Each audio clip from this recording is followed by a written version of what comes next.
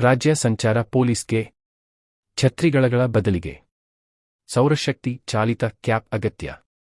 ರಾಜ್ಯದ ಹಲವು ಜಿಲ್ಲೆಗಳಲ್ಲಿ ದಿನದಿಂದ ದಿನಕ್ಕೆ ಬಿಸಿಲಿನ ತಾಪಮಾನ ಹೆಚ್ಚುತ್ತಿರುವ ಈ ವಿಷಮ ಪರಿಸ್ಥಿತಿಯಲ್ಲಿ ಹೊರಾಂಗಣ ಪ್ರದೇಶದಲ್ಲಿ ಕರ್ತವ್ಯ ನಿರ್ವಹಿಸುವ ಸರ್ಕಾರಿ ಸಿಬ್ಬಂದಿಗೆ ಸ್ವಲ್ಪ ಮಟ್ಟಿಗೆ ಪರಿಹಾರ ನೀಡಬಲ್ಲ ಈಗಾಗಲೇ ಮಾರುಕಟ್ಟೆಯಲ್ಲಿ ದೊರಕುತ್ತಿರುವ ಸೌರಶಕ್ತಿ ಚಾಲಿತ ಕ್ಯಾಪ್ ಈಗ ಅಗತ್ಯವಾಗಿ ಬೇಕಿರುವ ಮಾತುಗಳು ಸಾರ್ವಜನಿಕ ವಲಯಗಳಲ್ಲಿ ಕೇಳಿಬರುತ್ತಿದೆ.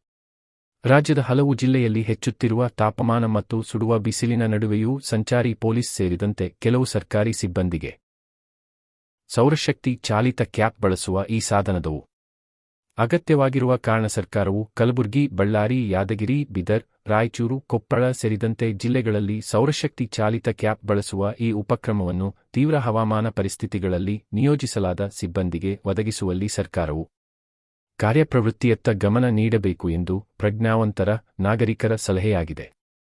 ಸರ್ಕಾರವು ಈಗ ಸಂಚಾರ ಪೊಲೀಸರಿಗೆ ಪ್ರಸ್ತುತ ಕರ್ತವ್ಯದಲ್ಲಿರುವ ಸಿಬ್ಬಂದಿಗೆ ಛತ್ರಿಗಳನ್ನು ಒದಗಿಸಲಾಗುತ್ತಿದೆ.